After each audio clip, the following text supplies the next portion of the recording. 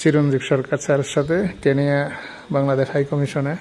না, আসলে আফ্রিকা তো আসলে শুনলেই মানুষ মনে করে যে এটা কিরকম কি হবে, কিন্তু সেই আফ্রিকা এখন আর নাই। সেই বর্তমান সেই ডিজিটালাইজেশনের বা ইনফরমেশন টেকনোলজির যুগে আফ্রিকা অনেক এগিয়ে গেছে এবং সারা বিশ্বের জনগণ যেভাবে চিন্তা করে বা যেভাবে তারা এগিয়ে যাচ্ছে, আফ্রিকা কোনো অংশে কম নয়।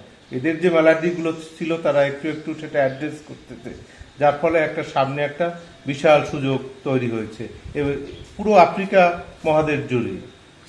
স্যার, কেউ যদি এখানে ইনভেস্টমেন্ট করতে চায়, বাংলাদেশের কোনো ব্যবসায়ী, সেক্ষেত্রে আমাদের হাই কমিশনের কি ভূমিকা থাকে? আসলে হাই কমিশন অনেকটা পোস্ট অফিসের মতো কাজ করে। এরা তো নিজেরা ব্যবসা করবে না, এরা ফ্যাসিলিটেট করবে। যদি কোনো চেম্বারের সাথে বা গভর্নমেন্টের কোনো অর্গানাইজেশনের বা লোকাল কোনো ব্যবসায়ীর সাথে আমরা ট্যাগ করে দেওয়া, এটাই আমাদের কাজ। বা যদি কোনো প্রবলেম উদ্ভূত হয় সেইটা ইনস্ট্যান্টলি সলভ করা, সেটা করার জন্য যা যা করা এমবেসি সেটা করবার জন্য মানে সবসময় আগ্রহী। Thank you sir. স্যার, কোন কোন ফিল্ডে এখানে বিনিয়োগের সম্ভাবনা বেশি? এখানে এগ্রিকালচারটা হলো সবচেয়ে বেশি, কারণ এখানে ভাস্ট ল্যান্ড পড়ে আছে, আর সেই প্রযুক্তিও অতটা এখনো আসে নাই এটা।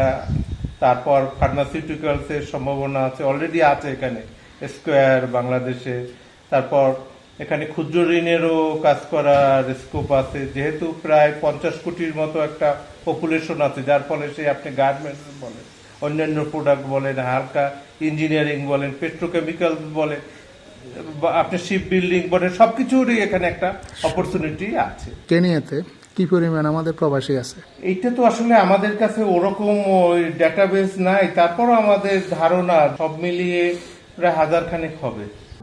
প্রবাসীদের জন্য নির্মাণ হচ্ছে দেশের প্রথম স্মার্ট সিটি, যেখানে থাকছে স্কুল, মসজিদ, হাসপাতাল, সুইমিং পুল, হেলিপ্যাড, পাঠাগার, জিম, সুপারমার্কেট, শিশু পার্ক সহ সকল নাগরিক সুবিধা। মাত্র 30 লাখ টাকা বিনিয়োগে মিলছে আকর্ষণীয় ফ্ল্যাট। প্লাটিনাম ইনভেস্টরদের জন্য ঢাকা বিমানবন্দরে ভিআইপি প্রোটোকল সুবিধা।